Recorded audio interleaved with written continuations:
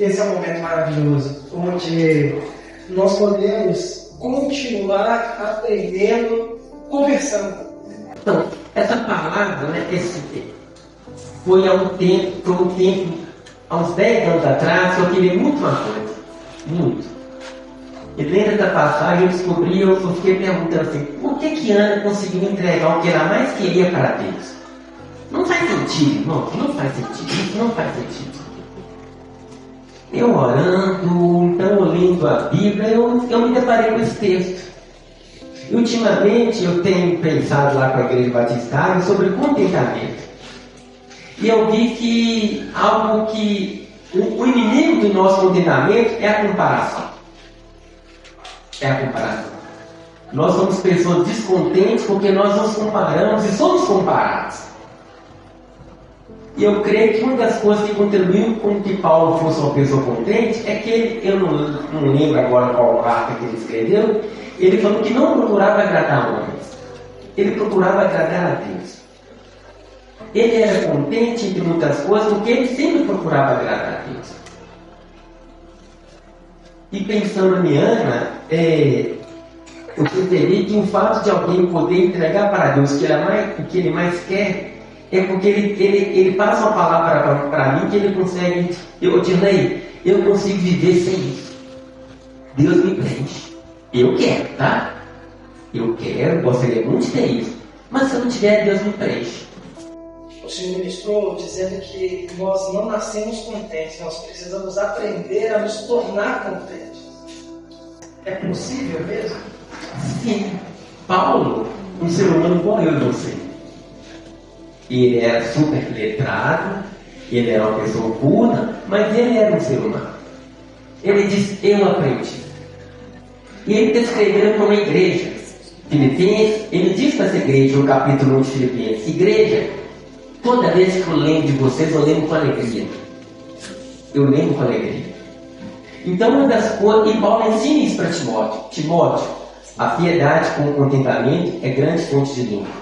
Então, Paulo não só aprendeu, como passou para o discípulo dele. É possível nós aprendermos a ser contentes.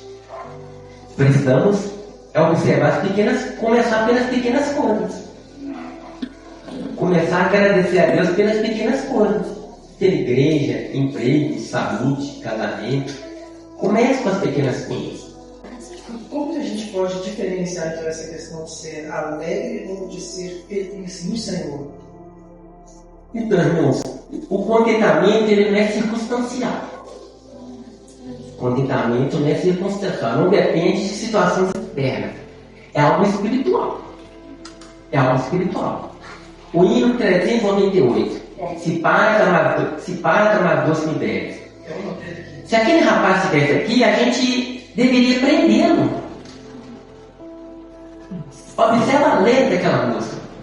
Se dor a mais sorte de sofrer, ou seja o que for, tu me fazes saber? E feliz com o Senhor sempre sou. Vamos prender esse homem está surtando. Esse homem está surtando para falar uma coisa dessa.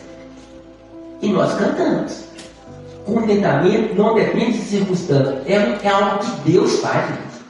É algo do Espírito Santo, não é algo nosso. É algo do Espírito Santo. O contentamento, irmãos, não é olhar para a nossa dor e fingir que ela não está lá. Isso não é contentamento.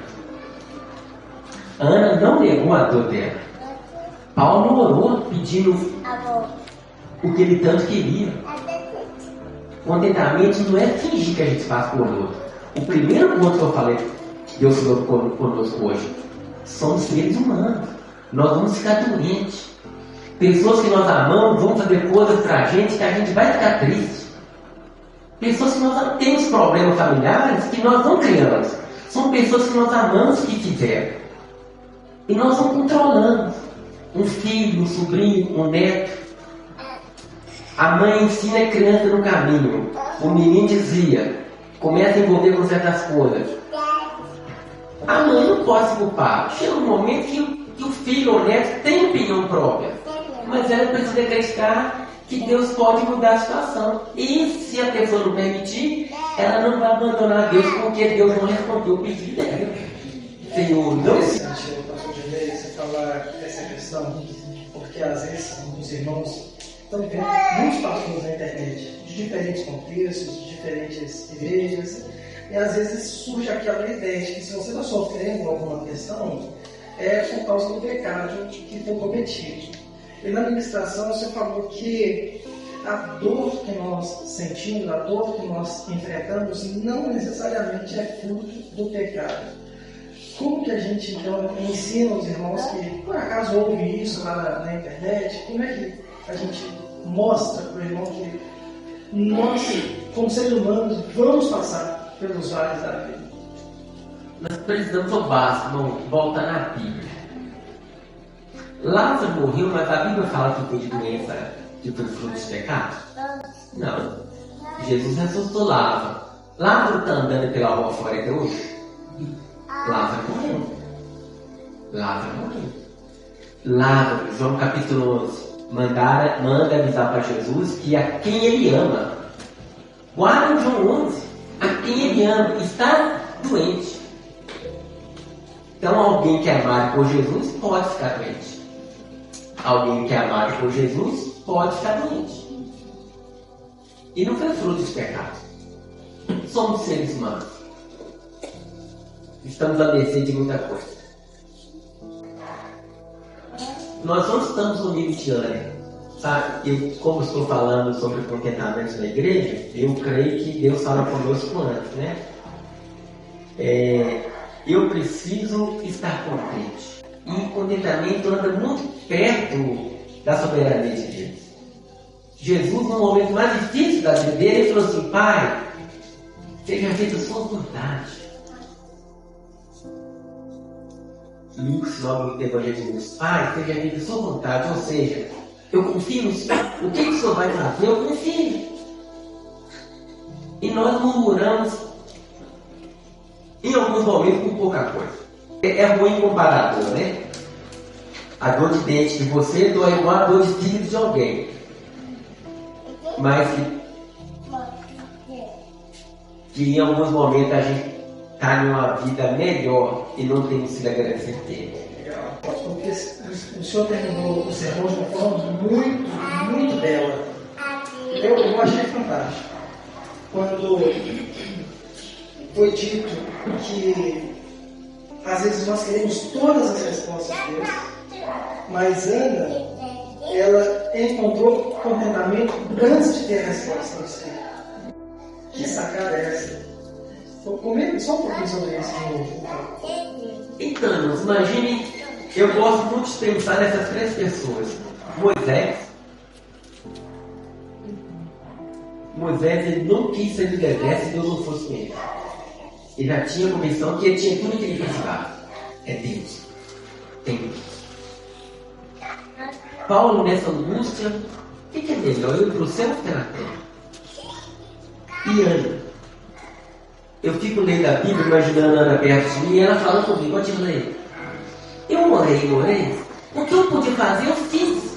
Eu me entreguei para Deus. Agora o que eu posso fazer? Mas nada. Eu vou confiar em quem estou orando. E Ana, com certeza, sabia em qual Deus ela estava clamando. Era o Deus de Abraão e Jacó. Era o Deus que havia sustentado Israel, o povo dele, no deserto. É o Deus que havia levantado juízes que libertaram o povo dele. Ana conhecia muito bem que Deus era aquele que estava clamando. Então ela tinha paz suficiente que, se ele não me der o que eu quero, a presença dele já é suficiente.